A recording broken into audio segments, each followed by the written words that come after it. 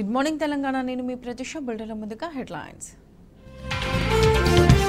3 నెలల పాలనలోనే కాంగ్రెస్ నైజం బయటపడింది. హామీలు నెరవేర్చని పార్టీకి ఓటు అడిగే అర్హత లేదన్న కేటీఆర్. రైతుల్లో భరోసా నింపుతున్న బీఆర్ఎస్ అధినేత కేసీఆర్. కరెంటు నీరు ఇవ్వలేక భట్టి విక్రమార్క ఎదురుదాడి. ఎలక్షన్ కోడ్ ఉండగా రుణమాఫీ ఎట్లా చేస్తామన్న ఉత్తమ్. పంట సాగు చేసిన వారికే రైతు బంధిస్తామన్న తుమ్మల. ఎంపీ నియోజకవర్గ ఇన్ఛార్జీలుగా తప్పుకున్న రేవంత్. భట్టి ఓడితే అసలు కేసరి వస్తుందని ముందు జాగ్రత్త. దేశ భద్రత, ఆర్థిక నేరాలపై దృష్టి పెట్టండి. కేంద్ర దర్యాప్తు సంస్థలకు చీఫ్ జస్టిస్ సూచన. ఇక అప్డేట్ చూస్తే ఎన్ని మాటలన్నారు, ఎంత విషం చింపారు. అసలు ప్రాజెక్టు కట్టనే లేదన్నారు. ఆ తర్వాత మాట మార్చి కట్టిన వెంటనే కూలిపోయిందన్నారు. అసలు ఎందుకు పనికి రాదన్నారు. 1 ఎకరా కూడా పెంచలేదన్నారు. ఇవన్నీ గత 4 నెలలుగా కాంగ్రెస్ ప్రభుత్వ కుట్రల దాడులను ఎదుర్కొన్న కాళేశ్వరం ప్రాజెక్టు అనుభవాలు. కేసీఆర్పై పగతో రేవంత్ సర్కార్ చేసిన దాష్టికాలు. అయితే కేసీఆర్ పొలంబాటతో కుట్రల హస్తం పన్నాగాలు బెడిసికొట్టాయి. దిక్కులేని స్థితిలో కాళేశ్వర పంపుల బటన్ ఆన్ చేయక తప్పలేదు. గర్జిస్తూ ఎగిసి దుంకుతున్న కాళేశ్వర జలాలు కాంగ్రెస్ కుట్రలను భగ్నం చేశాయి. కేసీఆర్ ఘనతను తెలంగాణ ప్రజలకు మరోమారు చాటేందుకు బిరబిరా పరుగులు పెట్టాయి.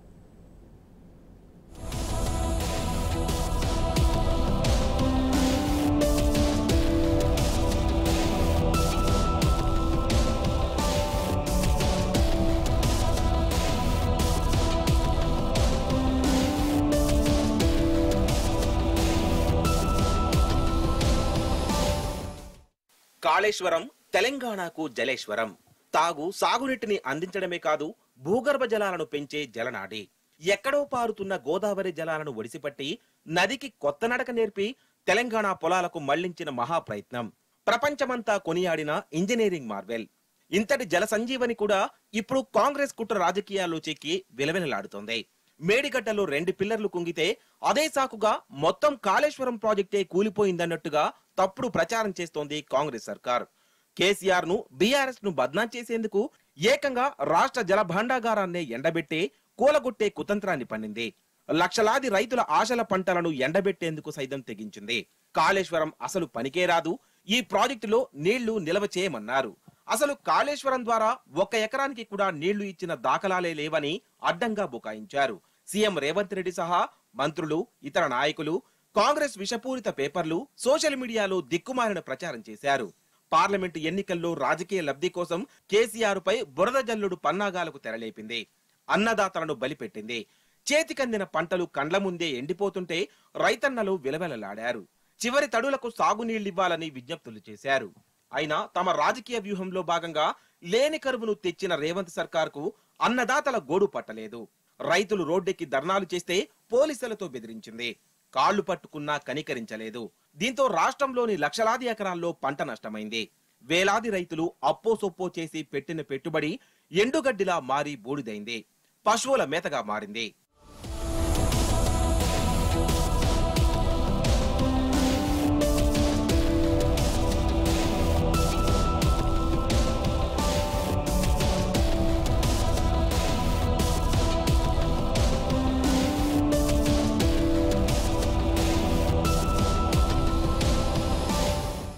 రైతుల గోస చూడలేక, ఆరోగ్యం సహకరించకున్నా తెలంగాణ తొలి సీఎం బీఆర్ఎస్ అధినేత కేసీఆర్ పొలం బాట పట్టారు.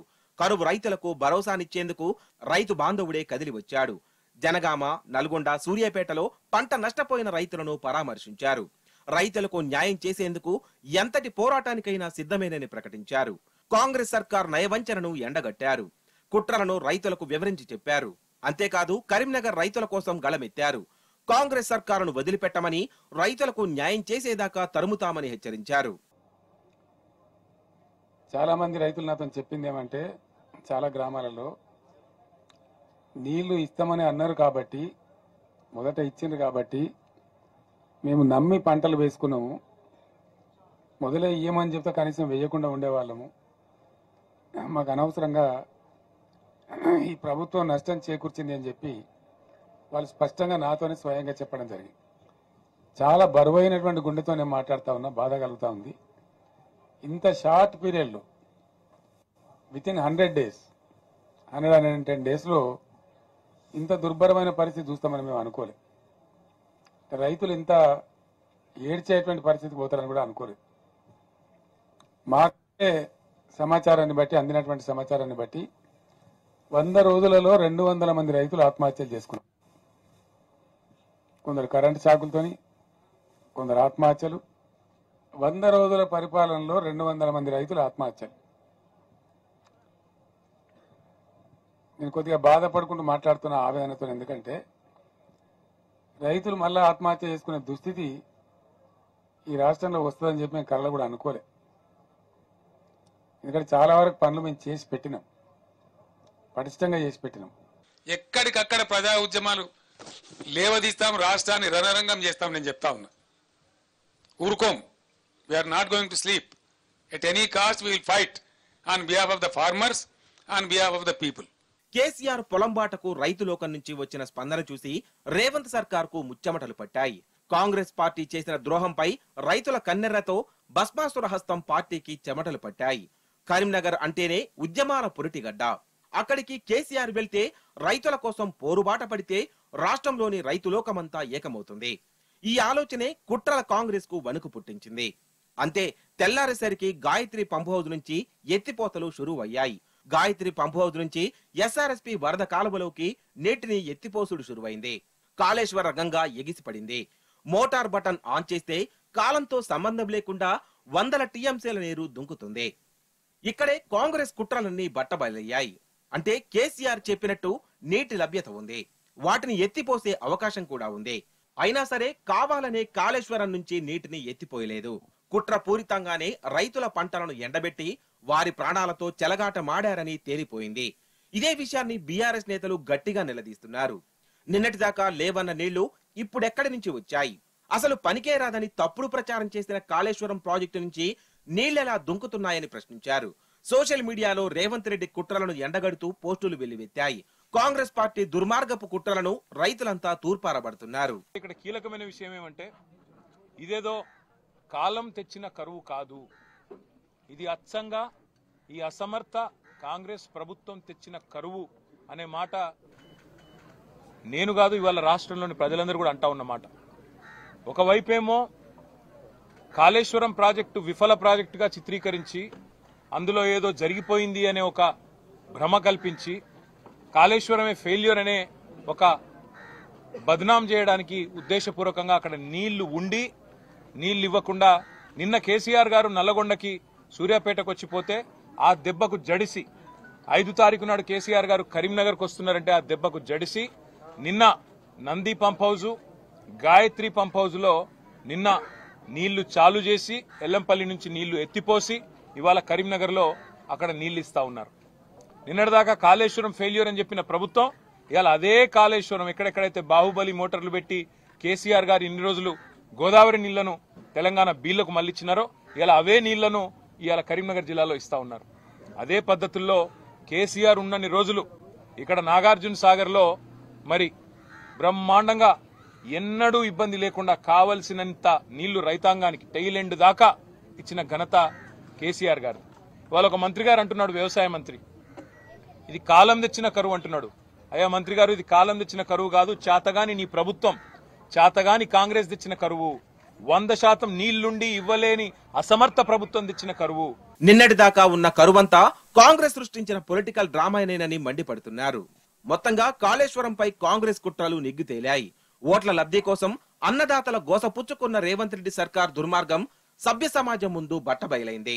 కేసీఆర్ పై పగతో రేవంత్ రెడ్డి సర్కార్ ఎన్ని కుట్రలు చేసినా చివరికి కేసీఆర్ కట్టిన కాళేశ్వరమే దిక్కైంది. రాష్ట్రం ధూప తీర్చాలన్నా, తెలంగాణ మడులను తడపాలన్నా కాళేశ్వర పంపులు గర్జించాల్సిందేనని సుస్పష్టమైంది. మరోమారు కాళేశ్వరం విజయ పతాక అంబరమంత ఎత్తున గర్వంగా రెపరెపలాడింది.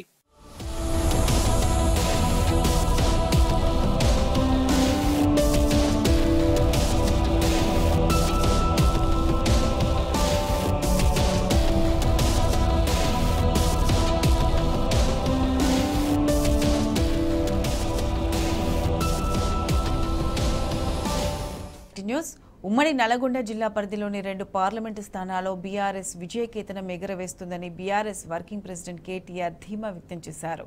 అసెంబ్లీ ఎన్నికల్లో వచ్చిన ఫలితాలను పార్లమెంట్ ఎన్నికల్లో తారుమారు చేస్తామని తెలిపారు. కాంగ్రెస్ 3 నెలల పాలనపై అన్ని వర్గాలు అసంతృప్తిగా ఉన్నాయని అన్నారు కేటీఆర్.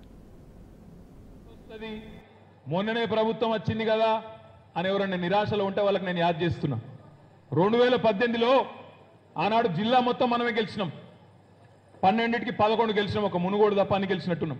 ఆనాడు 12కి 2018లో డిసెంబర్లో జరిగిన శాసనసభ ఎన్నికల్లో 12కి 11 మనమే గెలిచినాం. నల్గొండ పార్లమెంట్లో అయితే 6 గెలిచినట్టున్నాం. ఒక ఇందులో 6 అందులో 6 గెలిచినాం. ఇందులో 6 అందులో 6 అవు అంతే అంతే. జిల్లాలో 10 గెలిచినాం. ఈ పార్లమెంట్లో 6 సీట్లు గెలిచినాం. ఆ పార్లమెంట్లో 6 సీట్లు గెలిచినాం. కానీ పార్లమెంట్ ఎన్నికల్లో ఏం జరిగింది? నల్గొండ పార్లమెంట్ ఓడిపోయినాం. భువనగిరి పార్లమెంట్ కూడా 5,000 ఓట్లతో ఓడిపోయినాం. మరి 5 ఏళ్ల కిందట 10 సీట్లు గెలిచిన మనం జిల్లాలో 2 పార్లమెంట్లు సీట్లు ఓడిపోతే మరి వాళ్ళ నేను అడుగుతున్నా 11 సీట్లు గెలిచిన కాంగ్రెస్ పార్టీ దాన్ని మనం ఎందుకు 2 పార్లమెంట్లలో కొట్టొద్దు, ఎందుకు ఓడగొట్టొద్దు ఆలోచించమని చెప్పి నేను కోరుతా ఉన్నా. ఇవాళ ఏప్రిల్ 1. ఇంకో మాటలు చెప్పాలంటే దీన్ని అచ్చే దిన్ దివస్ అని కూడా అంటారు. ఎందుకంటే అచ్చే దిన్ అని చెప్పి మోసం చేసిన ఆయన ఒక పెద్ద మనిషి ఉన్నాడు. అందుకే ఇవాళ రేపు దీన్ని ఏప్రిల్ ఫూల్స్ డే అంటలేరు. ఏప్రిల్ 1ని అచ్చే దినం అంటారు దీన్ని. అట్లాంటి ఒక పెద్ద మనిషి, ఇంకోవైపు 100 రోజుల అబద్ధం ఈ కాంగ్రెస్ పార్టీ ప్రభుత్వం, ఈ రెండింటినీ ఇవాళ ప్రజలు సునిశ్చితంగా చూస్తా ఉన్నారు, జాగ్రత్తగా చూస్తున్నారు. ప్రజలేం మర్చిపోలేదు. రేవంత్ రెడ్డి గారు ముఖ్యమంత్రి అయినాడు ఏం చెప్పిండు?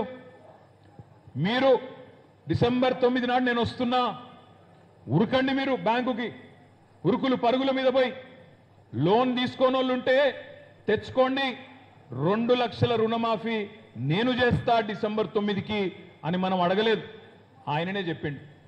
మరి వాళ్ళ డిసెంబర్ 9 పోయింది, జనవరి 9 పోయింది, ఫిబ్రవరి 9 పోయింది, మార్చి 9 పోయింది. ఇంకో వారం రోజుల్లో ఏప్రిల్ 9 వస్తున్నది. రైతులను అడుగుదాం మనం, అయ్యా మేము అడగలేదు, డిసెంబర్ 9 చెయ్యి అని మెడ మీద కత్తి పెట్టలేదు. రేవంత్ రెడ్డి గారే చెప్పిండ్రు 2 లక్షల రుణమాఫీ చేస్తా అన్నాడు. కానీ ఇలా ఏం జరుగుతున్నది? రైతుల్లో ఏం చర్చ జరుగుతున్నది? అవే బ్యాంకులు రుణమాఫీ జరగలేదని చెప్పి, లోను కట్టలేదని చెప్పి నోటీసులు పంపుతున్నారు, ఆస్తులు జప్తు చేస్తామని చెప్పి ఇవాళ బెదిరించే పరిస్థితి వచ్చింది. అందుకే నేను అంటా ఉన్నా, నల్గొండ పార్లమెంటు పరిధిలోని రైతన్నలకు నేను విజ్ఞప్తి చేస్తా ఉన్నా, డిసెంబర్ 9 నాడు 2 లక్షల రుణమాఫీ జరిగిన వాళ్ళందరూ, 2 లక్షల రుణమాఫీ పొందిన వాళ్ళందరూ కాంగ్రెస్ పార్టీ కోటేయండి, మిగతా వాళ్ళందరూ కంచర్ల కృష్ణారెడ్డి గారు కోటేయండి అని నేను విజ్ఞప్తి చేస్తా ఉన్నా.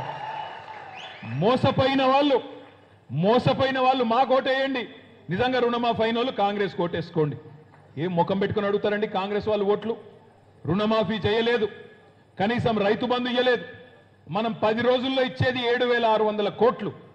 10 రోజుల్లో టకా టకా టకా టకా వచ్చేది, టింగు టింగు టింగు అని ఫోన్లు మోగేది. 10 రోజుల్లో కడుపులో చల్ల గదలకుండా రైతు బంధు ఖాతాల్లో పడేది 70 లక్షల రైతుల ఖాతాల్లో. ఇవాళ 110 రోజులు అయింది, పడ్డదా రైతు బంధు? వచ్చిందా? రాలేదు. ఇంకా కూడా చాలా గ్రామాల్లో రైతులు కుత కుత ఉడుకుతున్నారు. ఎందుకు? రైతు బంధు అయ్యరు, డబ్బులు ఇయ్యరు. మీదికెళ్ళి ఇక్కడ ఉన్న ఒక మంత్రి కోమటిరెడ్డి అంటాడు, రైతు బంధు అడిగితే చెప్పుతోని కొట్టండి అంటాడు. అందుకే నేను నల్గొండ జిల్లా ప్రజలకు విజ్ఞప్తి చేస్తా ఉన్నా, రైతు బంధు అడిగితే చెప్పుతోని కొట్టమన్న కోమటిరెడ్డి గారి అహంకారానికి ఓటుతో వేటు వేయండి, ఓటు అనే చెప్పుతో నిలదీయండి, గట్టిగా కొట్టండి అనే మాట విజ్ఞప్తి చేస్తా ఉన్నా. రాష్ట్రాన్ని పాలించడం చేతకాక ప్రభుత్వం ప్రశ్నిస్తున్న వారిపై ఎదురుదాడికి దిగుతోంది. ఎండిన పంటలను పరిశీలిస్తూ రైతుల్లో భరోసా నింపుతున్న బీఆర్ఎస్ అధినేత కేసీఆర్పై నీలాపనిందలు మోపుతుంది. ప్రభుత్వం చేతగానితనాన్ని ప్రశ్నిస్తూ కేసీఆర్ చేసిన వ్యాఖ్యలపై డిప్యూటీ సీఎం భట్టి విక్రమార్క నోటికొచ్చినట్లు అబద్దాలు చెప్పారు. భద్రాద్రి పవర్ ప్లాంట్ విద్యుత్ కోతలు, వేతనాలపై అవాస్తవాలు చెప్పి ప్రజలను తప్పుదోవ పట్టించడానికి ప్రయత్నించారు.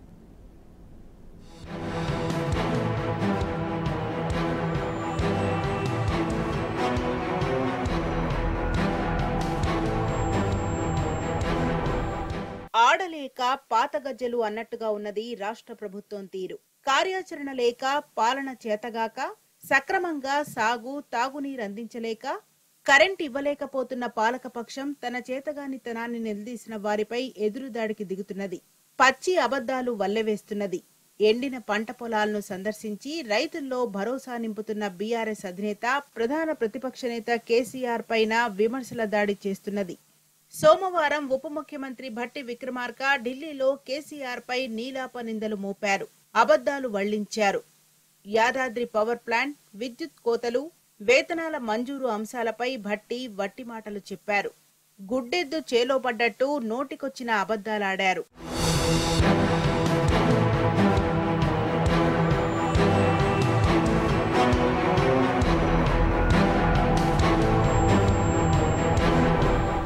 యాదాద్రి పవర్ ప్లాంట్ నిర్మాణం ఆలస్యం కావడంతోనే నిర్మాణ వ్యయం పెరిగిందని deputy CM Bhatti అబద్దాలాడారు.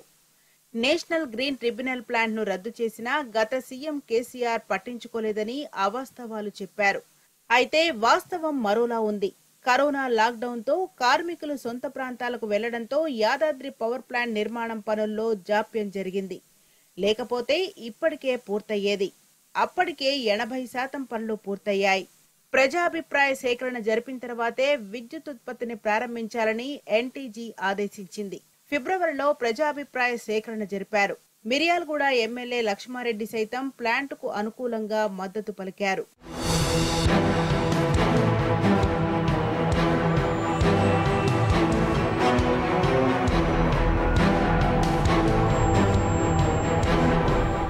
Bhadradri power plant ను సబ్ క్రిటికల్ టెక్నాలజీతో చేపట్టడంతో ఖర్చు తడిసి మోపెడవుతున్నదని భట్టి అబద్ధం చెప్పారు. కానీ భద్రాద్రి పవర్ ప్లాంట్ ను గతంలో ఉమ్మడి రాష్ట్రాన్ని పాలించిన కాంగ్రెస్ ప్రభుత్వమే పెండింగ్ లో పెట్టింది. ఈ ప్లాంట్ పై ఎలాంటి నిర్ణయం తీసుకోలేదు. 2014లో తెలంగాణ ఏర్పాటైన సమయంలో రాష్ట్రంలో విద్యుత్ వినియోగం 12,000 మెగావాట్లు ఉండేది. కానీ ఉత్పత్తి 6,000 మాత్రమే. ఇది చాలదంటూ ఏపీ నుంచి 2,000 మెగావాట్ల విద్యుత్ ను అక్కడి ప్రభుత్వం ఇవ్వకుండా మొండికేసింది. రైతులకు, ప్రజలకు త్వరగా కోతల్లేని విద్యుత్ను అందించాలన్న సంకల్పంతో కేటీపీఎస్ 7వ ఫేజ్ ను పూర్తి చేసి 2,000 మెగావాట్లను కేసీఆర్ ప్రభుత్వం అందుబాటులోకి తీసుకొచ్చింది. ఫలితంగా 6 నెలల్లోనే కోతల్లేని విద్యుత్ను అందించగలిగింది.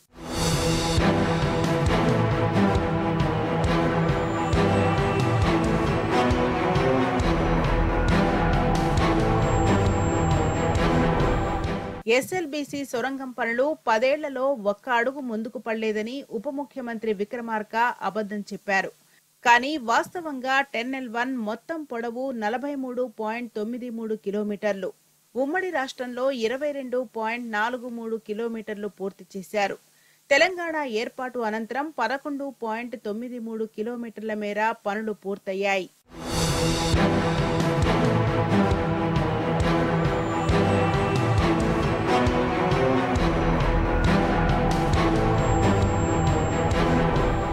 తెలంగాణలో ఇప్పుడు విద్యుత్ కోతల్లేవని డిప్యూటీ సీఎం భట్టి పెద్ద అబద్ధం చెప్పారు. పైగా తాము అధికారం నుంచి దిగిపోగానే కరెంటు పోయిందని బీఆర్ఎస్ నేతలు అవాస్తవాలు చెబుతున్నారని ప్రజలను తప్పుదోవ పట్టించడానికి ప్రయత్నించారు. కానీ వాస్తవంగా మెయింటెనెన్స్ పేరుతో హైదరాబాద్లో కొంతకాలం క్రితం రోజుకు 2 గంటల విద్యుత్ సరఫరాలో కోతలు పెట్టారు. కొన్ని ప్రాంతాల్లో 30 నిమిషాల నుంచి 2 గంటల పాటు కరెంట్ కట్ చేశారు. ఆదిలాబాద్ జిల్లాలో కేంద్ర మంత్రి అర్జున్ ముండా పాల్గొన్న సభలోనూ కరెంట్ కట్ అయింది. జగిత్యాలలో కళ్యాణలక్ష్మి చెక్కుల పంపిణీలో కరెంట్ కట్ కాగా మంత్రి శ్రీధర్ బాబు భూపాలపల్లి జిల్లాలో సెల్ ఫోన్ లైట్లలో ఓ కార్యక్రమంలో పాల్గొన్న ఘటనలు చోటు చేసుకున్నాయి. భట్టి కోతల్లేవని పైకి చెబుతున్నా ఈ ఘటనలన్నీ సాక్ష్యంగా నిలుస్తున్నాయి. అడపాదడపా ఎక్కడో ఓ చోట కరెంటు కోతలు నిత్యకృత్యం కావడం వాస్తవం. ప్రజలందరికీ ఇది తెలుసు.